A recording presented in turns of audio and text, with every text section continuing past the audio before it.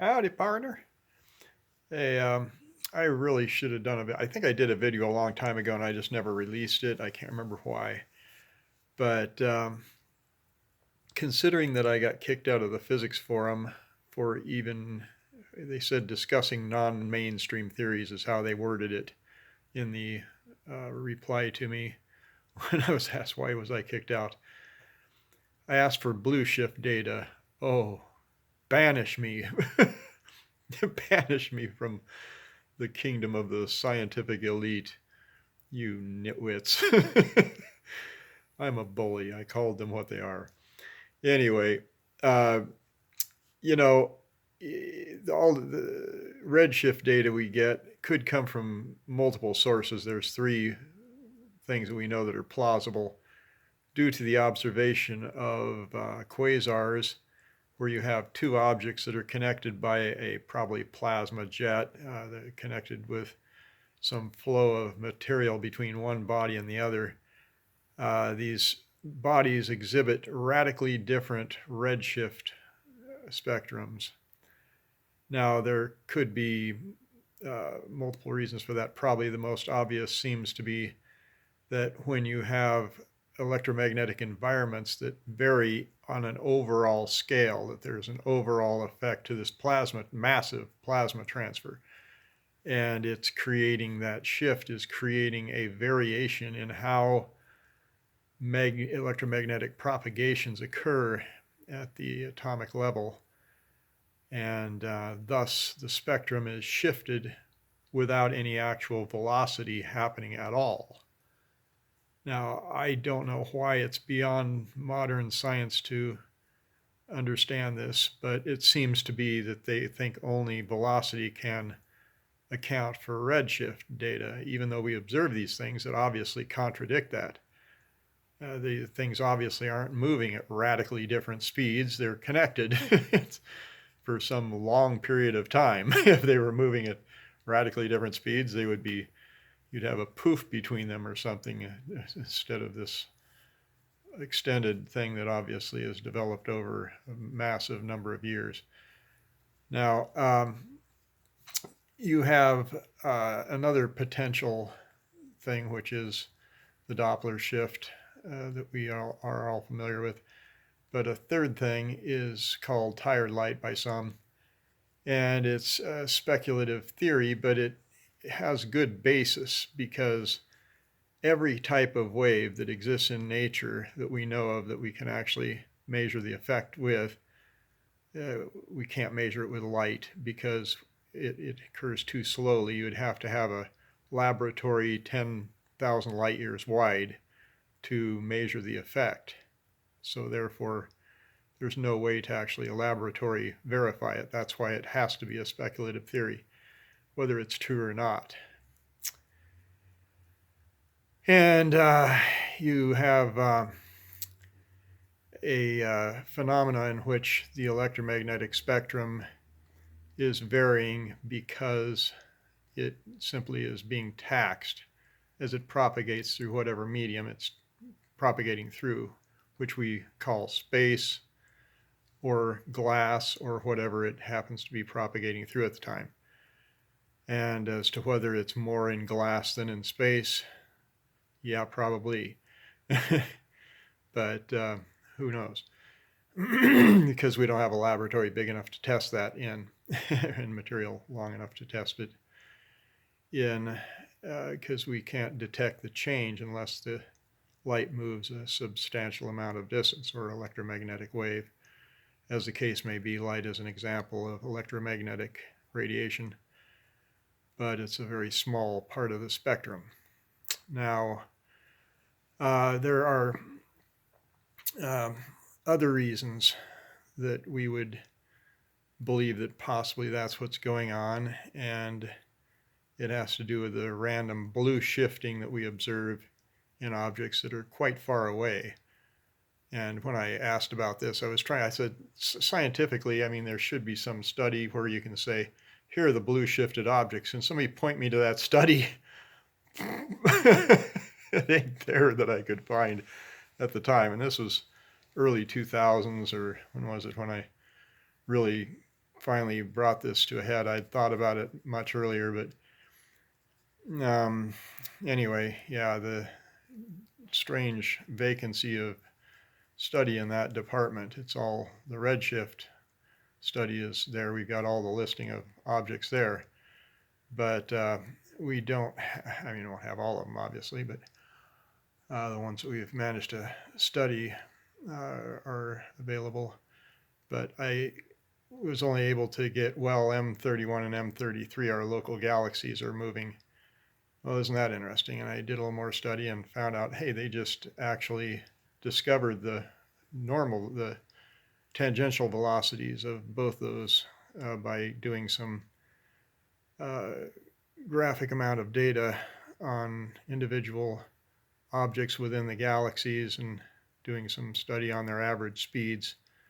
And we're able to finally come up with an assessment of the speed of the whole object, because you can't really, with any accuracy, measure the movement of a patch of light looking at it as a whole. But you can through individual resolved stars in the galaxies. Okay, so that was 15 or 20 years ago, or whenever it was, when they actually got this data to where they could get a good estimate of the overall speed. Now, where'd my Sharpie go? We have the Milky Way galaxy.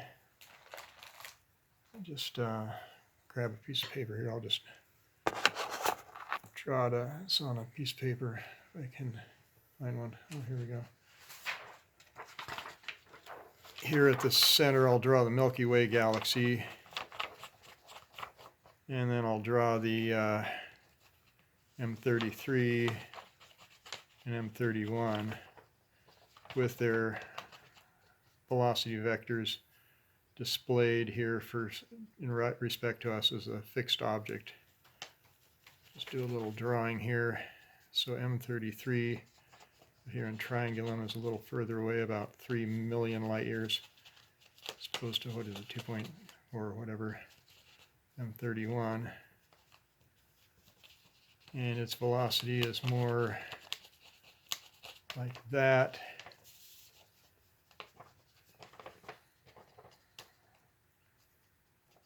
Okay. So this is somewhat the picture that we see as we've assayed now, all the, not only the velocities moving towards us, but those moving away from us. Can you see that? Probably. So anyway, M33 kind of going across the bow, M31 going more directly towards us. And it's going about, in the component towards us, about 100 kilometers per second faster than M33 is going towards us. Which, if you do the calculation, they would have been both the same distance at their current profiles 1.7 billion years ago. About 1.7, they would have been the same distance apart, and M31 is coming whistling past at this near 100 kilometer per second rate.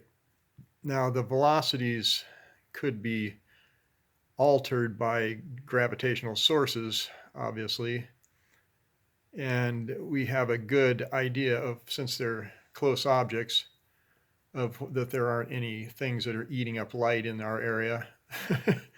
We can see, you know, fairly reasonable patterns of consistency, so to where we don't see any aberrations that would indicate something that is locally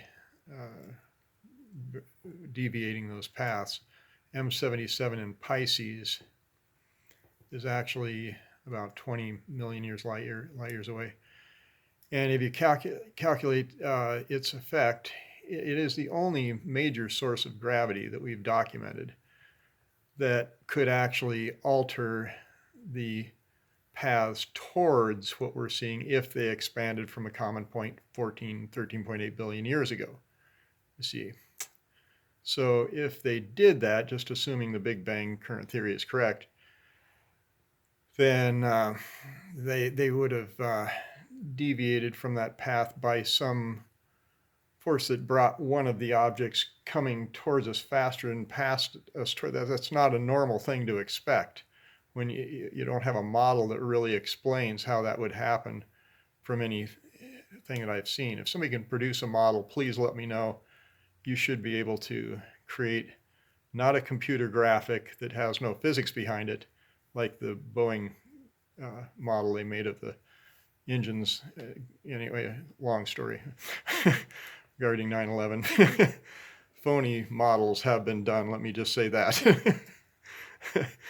But if we take and actually base it on physics and classical mechanics, or so we're not moving at relativistic speeds here, we can do that and come up with reasonable models that should explain how something propagated from expanding from a common point 14-ish billion years ago to having one of them moving rapidly past the other towards us without any gravitational source that would draw it faster towards us.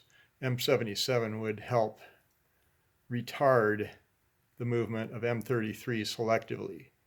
Is why it's the only consideration in the local vicinity that would create an imbalance force. But it's about a factor of 1,000 to a week to do it in 14 billion years. There you go.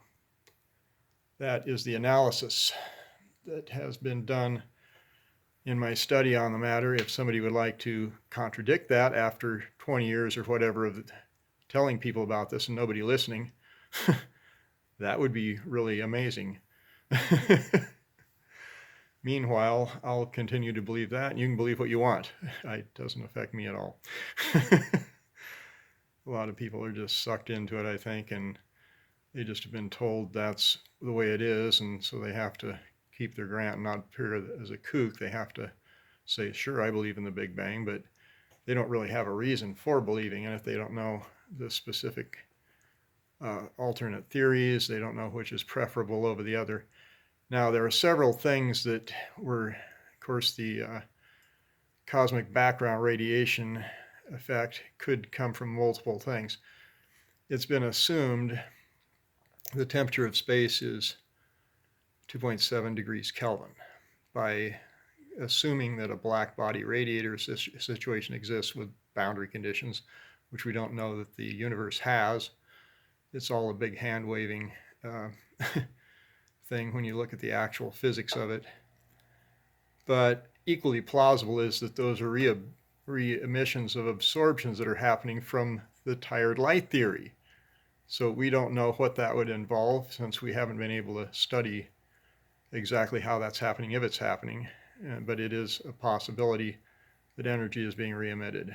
And so do consider that.